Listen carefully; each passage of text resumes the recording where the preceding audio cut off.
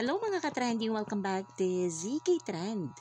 Video ni Donnie kasama si Catherine ginawa ng issue ng mga bashers. Hanggang ngayon nga ay patuloy pa rin ang pagkakalat ng mga fake news ang mga bashers nga ng Don Bell. Kahit anong-ano na lang talaga ang mga sinasabi nila patungkol kay Donnie at Bell. Gumagawa ng issue, masira lamang ang dalawa.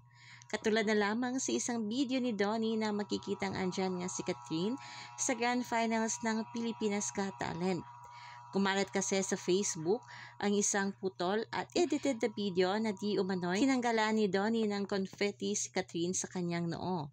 Nakatalikod kasi si Donnie sa naturang video kaya ginawan kagad ito ng issue kay Catherine. Kaya lang ang delolo ng mga bashers ay di rin nagwagi. Makikita kasi sa ibang anggulo na wala namang pagtanggal ng confetti ang nangyari. Makikita dito sa front view sa ginawa nga ni Donnie. Matapos magpa-picture ay umalis kagad ito, taliwas nga sa ipinakalat ng mga bashers. May mga taga-suporta ng Don Bell ang inalmahan ang naturang post ng bashers sa Facebook. Kagad itong nag-deactivate sa ngayon. Ayon nga dito sa ilang mga bula, sa mga gumagawa ng fake narratives out of the video, they're saying na kinukuha daw ni Donnie yung confetti sa ulo ni KB. They're assuming putol ang video at yung angle pa. But clearly, nakaangat kamay niya kasi siya. Ang nagagawa talaga ng bad angle sa mga videos. You can easily make fake narratives out of it kahit hindi naman talaga yun yung nangyari. At madaming na naman yung mahuhulog agad sa bitag.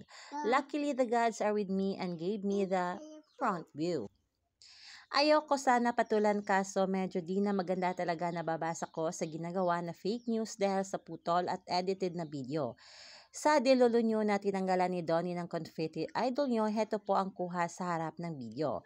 Lagi kasi kayo umaasa sa anggulo na pabor sa delolo nyo pero sorry, kayo at kakampi namin ang totoo. Hayan po, nakataas kamay ni Donnie at naka-sign. After magpa-picture, umalis din agad po, gaya nga ng sabi. Konti na lang mga mabuting lalaki sa mundo at isa na si Donnie Pangilinan dyan. Kayo mga ka-trending, anong opinion nyo at reaction nyo tungkol dito? I-comment na. Hanggang dito na lang, maraming salamat sa inyong patuloy na panonood.